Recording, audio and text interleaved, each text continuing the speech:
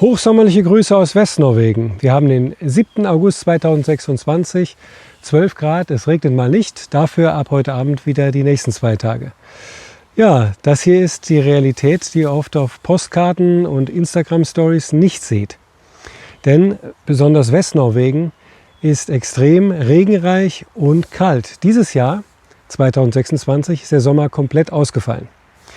Ein Sommertag wird definiert nach dem Meteorologen, wenn der Tag wenigstens einmal 25 Grad Lufttemperatur hatte. Das ist 2026 hier nie der Fall gewesen. An 3 Tagen gab es 20 Grad. Aber nicht nur bezüglich des Wetters gibt es Fehlinformationen und dadurch auch Fehleinschätzungen, sondern über einige andere Themen, über die ich aufklären möchte. Und zwar möchte ich nicht mit erhobenem Zeigefinger auf bestimmte Leute zeigen, sondern einfach klarstellen, so wie das momentan läuft, wird es sehr wahrscheinlich nicht in Norwegen weiterlaufen. Wir sind zu viele. Die wichtigsten Themen sind für euch natürlich Camping und Angeln. Da möchte ich über einige Irrtümer und Fehleinschätzungen aufklären. Selbst sogenannte Experten werden Sachen hier hören, die ihnen vielleicht nicht gefallen, aber die der Wahrheit entsprechen. Mir ist dieses Jahr aufgefallen, dass die Stimmung extrem am Kippen ist. Ich wurde hier in der Gegend, wo ich auch 3 Jahre gelebt habe, 3-mal auch des Orts verwiesen. Plötzlich hieß es, das ist mein Grund und Boden, du darfst hier nicht angeln. Ja, woher kommt das? Gut, man hat natürlich meinen Camper gesehen, plötzlich gehöre ich vielleicht nicht mehr dazu. Das ist auch so ein Punkt, denn als Deutscher bist du hier wirklich Ausländer und das nicht unbedingt im positiven Sinne. Weil die Propaganda, die funktioniert genauso wie in Deutschland. Man erinnert sich der Nazi-Zeit und es gibt natürlich auch hier in Norwegen extrem viele Leute, die unter der Besatzung gelitten haben. Also Opas und Omas und besonders die sind es halt, die uns Deutsche sehr skeptisch sehen. Und deswegen sollte man so eine Scheiße wie Krieg sein lassen. Weil die Nachwirkungen des Hasses, des Zorns, die geben sich in die nächsten Generationen weiter. Das weiß man heutzutage. Der andere Punkt ist die norwegische Kultur.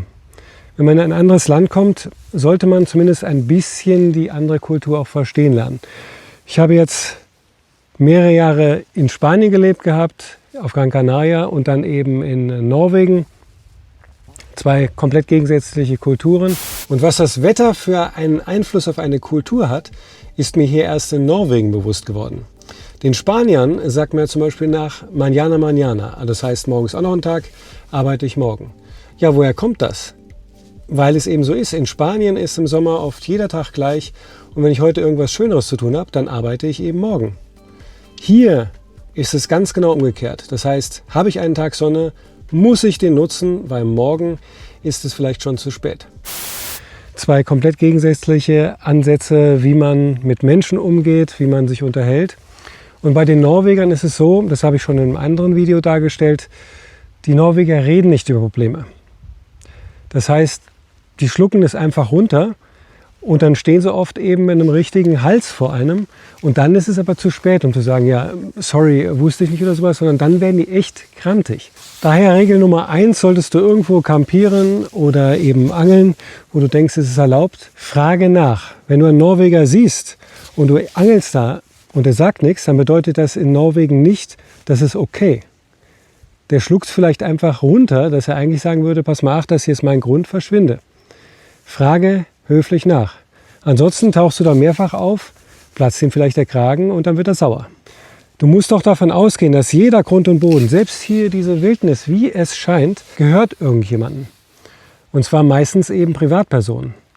Das hier mag zwar wie ein Forstweg aussehen oder sowas, aber irgendeinem Norweger wird das gehören. Nehmen wir doch mal diesen schönen Stellplatz, wo ich gerade stehe. Der ist jetzt in Park 4 Night eingetragen. Und zwar nicht durch mich, sondern durch einen Guiding-Gast. Der hat es wahrscheinlich gut gemeint, aber früher standen hier vielleicht 2 oder 3 Autos im Jahr, wenn ich eben Leuten den Tipp gegeben habe, hier könnt ihr vielleicht stehen. Jetzt steht hier jede Woche einer. Das hier ist aber auch ein beliebter Angelsee und hier stellen sich am Wochenende auch gern Norweger hin. Jetzt könnt ihr euch vorstellen, wie begeistert die sind, wenn die hier hinkommen und wollen hier ruhig fischen und dann steht hier praktisch jedes Mal ein Camper.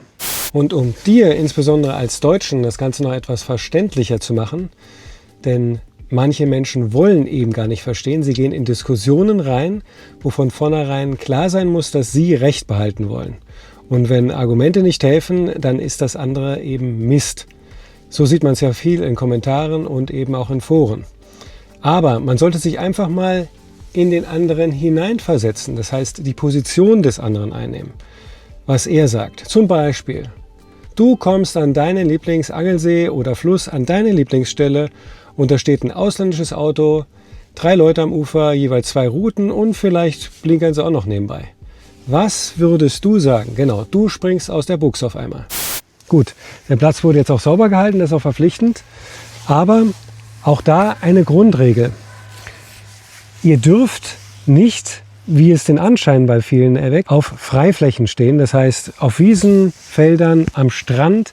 Das ist eigentlich wie in jedem anderen Land verboten. Kommen wir mal zu dem sogenannten Jedermannsrecht, was viele so interpretieren, dass jeder das Recht hat, hier zu tun und zu lassen, was er will. Das Jedermannsrecht wurde vor über 150 Jahren in Norwegen beschlossen, zu einer Zeit, als mit Norwegen keiner was zu tun haben wollte. Fische gab es überall, touristisch uninteressant, kalt, frieren, wer wollte das schon? Und da richtete sich das Gesetz, dass du irgendwo übernachten darfst an der Straße, an die Leute, die eben die riesigen Strecken mit dem Pferdewagen oder zu Fuß oder mit dem Fahrrad oder was auch immer zurücklegen mussten. Hier, für Camper gilt kein Jedermannsrecht. Du hast kein Recht, dich mit einem Camper irgendwo hinzustellen und zu übernachten. Bisher ist ja auch alles gut gegangen. Eine lange Zeit waren auch eben Gäste ganz gerne mal gesehen, brachten ja auch Geld rein. Bloß die Dosis macht das Gift. Und wir in der Masse vergiften Norwegen und die Norweger allmählich. Es ist einfach zu viel. Die Kultur ist es einfach nicht gewohnt, mit so vielen Leuten umzugehen. Hier zum Beispiel in meiner Gegend, da gab es bis in die 80er Jahre keine Straßenverbindung zur nächsten größeren Stadt, nach da und nach da. Das heißt, die haben hier in kleinen Sippen, in kleinsten Dörfern gelebt. Sie sind es nicht gewohnt, mit so vielen Leuten umzugehen und diese zu handeln. Ihr denkt euch ja vielleicht, wir haben ja so viele Ländereien und so viel Geld, denen kann es doch eigentlich wurscht sein. Ja, aber diese Ländereien, vielleicht gerade hier der Boden, auf dem ich stehe, der gehört ihnen vielleicht noch nicht einmal, weil konsumieren macht glücklich, das kostet Geld. Was hat man? Man hat Ländereien, die man eben per Hypothek in Kredite umwandeln kann. Oftmals gehört ihnen also der Grund und Boden, auf dem ihr dann steht, gar nicht mehr wirklich. Und dann wird man natürlich unter Umständen richtig sauer, wenn eben das, was eigentlich einem mal gehörte, von anderen Leuten dann noch kostenlos benutzt wird. So, fahren wir mal weiter. Hier unten bin ich am Hafen, den man schon aus einigen Videos kennt. Und hier ist das, wenn man so will, Gästehaus, Campinghaus. Da wurde vor einiger Zeit ein Zettel montiert, dass man eben hier campen dürfte. Ihr kennt das ja wahrscheinlich von Norwegen. Da gibt es oft eben Sachen, die kann man nur mit dem sogenannten Bezahlsystem Vipps bezahlen. Da habe ich das so geregelt, dass ich eben vorab den Betrag bezahlt habe per Vipps, weil die meisten Leute in Deutschland oder Österreich, Schweiz keinen Vipps haben. Und habe jetzt vorgestern eine Info gekriegt von irgendeinem alten Herrn hier, dass ihnen das nicht recht wäre, so wie das läuft. Das wäre nur für Norweger. Tatsächlich gibt es aber die Informationen in 3 Sprachen, eben auch auf Deutsch. Auch da muss man wieder die Vergangenheit verstehen, mit der eben viele Leute nicht klarkommen, beziehungsweise die Kriege sich eben in die nächste Generation transportieren. Und zwar geht es um dieses Haus da. Eine wunderschöne große Villa, das erste Haus am Platz praktisch, aber eine tragische Geschichte, warum es eben leer steht. Die beiden Brüder sind in den Krieg gezogen. Einer kam nicht zurück und der andere als Krüppel. Die Schwester hat sich daraufhin nach einiger Zeit aufgehangen. Ja, das ist die tragische Geschichte, die eben das ganze Dorf hier auch mit beeinflusst hinsichtlich der Stimmung zum Beispiel gegen Deutsche. So kannst du wahrscheinlich auch als jüngerer Zuschauer verstehen, warum Deutsche hier nicht so besonders gerne gesehen sind in Norwegen, weil eben diese Kriegstrauma in Generationen mitschweben. Der Opa erzählt Geschichten über Deutsche, wie sie denn so waren. In der Schule, das weiß ich, wenn meine Tochter hier in der Schule geht, weiß ich, dass eben nur das Negative über Nazis erzählt wird. Dass sie hier die Toiletten mit Spülungen auf die Inseln gebracht haben oder beziehungsweise nach Norwegen verteilt haben, das Eisenbahnnetz ausgebaut hat. All das wird weggelassen, nur der Deutsche als Negativfaktor. Es ist halt genau auch wie Deutschland ein amerikanisches Protektorat hier. Viele von euch werden wahrscheinlich aufgrund diesem Hightech, den ihr hier antrefft, die Teslas, 5G, Energy Drinks vermuten, dass eben Norwegen ein extrem hochkulturelles Land ist. Das ist aber de facto nicht so. Es ist einfach nur eine Akkukultur. Das heißt, man hat den angloamerikanischen Kapitalismus importiert und lebt ihn halt auch voll, weil man gar nicht anders kann. Denn die eigentliche norwegische Kultur besteht eben aus kleinen Sippen und Dörfern ursprünglich. Und dementsprechend verhalten sich die Leute eigentlich noch so. Das sollte man verstehen. Vielleicht liegt es aber auch an der allgemeinen Überfremdung in Norwegen. Norwegen hat zwar offiziell 5,5 Millionen Einwohner, nur, aber 3 davon sind vielleicht noch tatsächlich endemisch einheimisch und der Rest ist eben Zuwanderung. Oslo hat 50% Ausländeranteil. Kein Wunder, dass man sich überfremdet fühlt, oder? Und wir Deutschen stellen nun mal in den Sommermonaten die Mehrheit dieser Überfremdung dar. Aber die Deutschen sind nicht nur beim Camping die Nummer 1 oder mit den Campern, sondern auch beim Angeln. Und dass die Fischbestände weniger werden, das spüren die Menschen hier schon ziemlich deutlich. Klar, natürlich ist es wie überall hauptsächlich die Berufsfischerei. Aber wir Deutschen halten uns an viele Regeln nicht. Und das wissen die Norweger. Viele Deutsche wissen es aber nicht. Und deswegen sage ich es dir klipp und klar. Denn es gibt einige Irrtümer und einige Fehleinschätzungen. Gewohnheitsrecht, wo kein Kläger, da kein Richter und so weiter. Ähnlich wie schon bei dem Camping, die eben auch beim Angeln zutreffen. Das fängt damit an, dass in Norwegen Touristen nur die in der Hand gehaltene Angel erlaubt ist. Und damit ist nicht, wie manche das fehlinterpretieren wollen, weil es gibt den Begriff Handangel in anderen Sprachen nicht. Damit ist nicht gemeint die Handangel, sondern tatsächlich die in der Hand gehaltene Angel.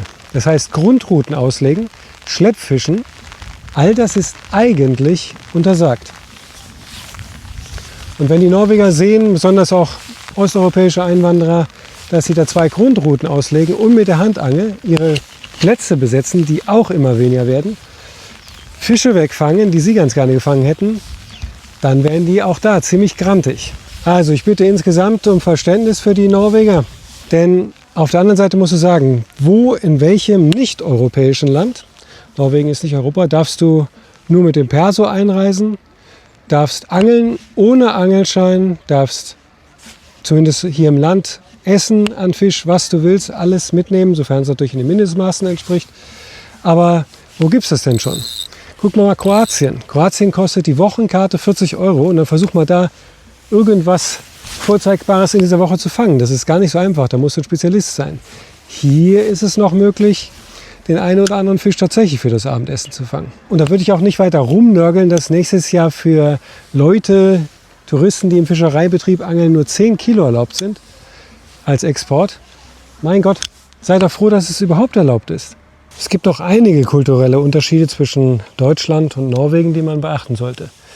Deutschland hat eine reine Verbotskultur, so würde ich das bezeichnen. Privatweg, Durchfahrt verboten, Wirtschaftsweg, Forstwirtschaft. Das wirst du hier in den seltensten Fällen finden. Das bedeutet aber nicht, dass du da durchfahren darfst. Das bedeutet, dass du fragen musst. Wenn du da durchfahren darfst, dann steht da ein Schild, dass du das darfst. Wenn etwas erlaubt ist, dann steht auch dann ein Schild oder ein Gesetz, dass es erlaubt ist. Alles andere ist verboten. Das ist hier selbstverständlich. Das sogenannte Jedermannsrecht bezieht sich also nicht darauf, dass jeder einfach das Recht hat, was zu machen, sondern es heißt, dass jeder das Recht des anderen akzeptiert. Dicker Dorsch, glaube ich. Gar nicht mal so klein.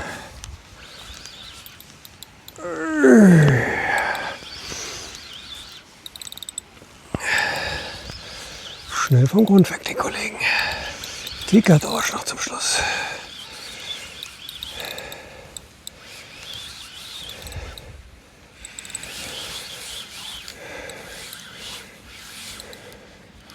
Oh ja. Oh ja. Jetzt guckt euch dieses fette Ding an. Und was ich noch sagen wollte, Catch and Release ist wie in fast allen Ländern auch in Norwegen verboten. Also den hier dürft ihr nicht zurücksetzen.